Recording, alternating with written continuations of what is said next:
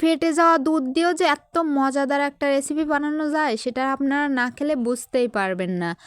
তো এই তো আমি দুধ জাল করার সময় দেখলাম যে একদম সব দুধ ফেটে গিয়েছে, সেগুলো আমি ছানা কেটে নিলাম।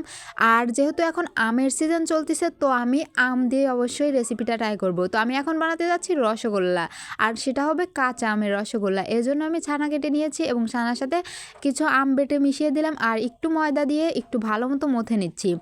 এর সাথে মিশিয়ে নিব একটু ফুড কালার, অবশ্যই গ্রিন কালারটা ইউজ করবেন, যেহেতু আমরা কাঁচা আমের বানাচ্ছি তাই গ্রিন কালারটাই অবশ্যই দিব, যাতে দেখতে অনেক বেশি লোভনীয় লাগে।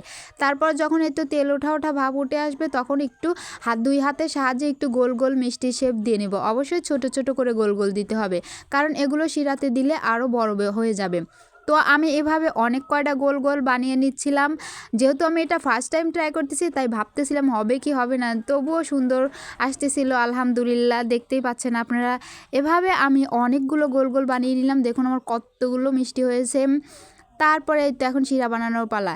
এখানে আমি চিনি দিয়ে দিয়েছি, যতটুকু চিনি দিবেন তার দ্বিগুণ পরিমাণে পানি দিবেন, সাথে দুটো এলাচ দিয়ে দিলাম যাতে ফ্লেভারটা অনেক বেশি ভালো আসে। তারপর যখন এরকম বলক উঠে আসবে তার মধ্যে আরও একটু ফুড কালার মিশিয়ে দিব, যাতে শিরাটাও অনেক সুন্দর একটা কালার আসে। তারপরে এই তো বলক উঠে আসলে তার মধ্যে এই ছোটো ছোটো বানানো মিষ্টিগুলো দিয়ে দিব। এক এক করে সবগুলো দিয়ে দেবেন, অবশ্যই আস্তে ধীরে দিবেন যাতে ভেঙে না যায়। দেওয়ার পরে তো 10 মিনিটের মতো ঢাকনা দিয়ে চেপে রেখে দিলে দেখুন কত বড় বড় হয়ে যায়। যদিও আমার একটু ভেঙে গিয়েছিল, ফার্স্ট টাইম বানাইলাম তো তাই হয়তো এরকম, কিন্তু দেখতে কিন্তু অনেক বেশি লোভনীয় লাগতেছিল আর খেতেও কিন্তু দুর্দান্ত স্বাদ ছিল।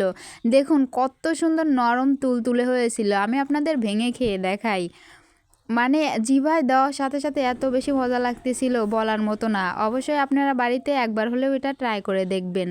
তো আমার ভিডিওটা কেমন লাগলো কমেন্টে বলে যাবেন। আর আমার চ্যানেলে নতুন হলে অবশ্যই আমার চ্যানেলটা সাবস্ক্রাইব করে পাশেই থাকবেন। আজকের মতো এটুকুই, আল্লাহ হাফেজ।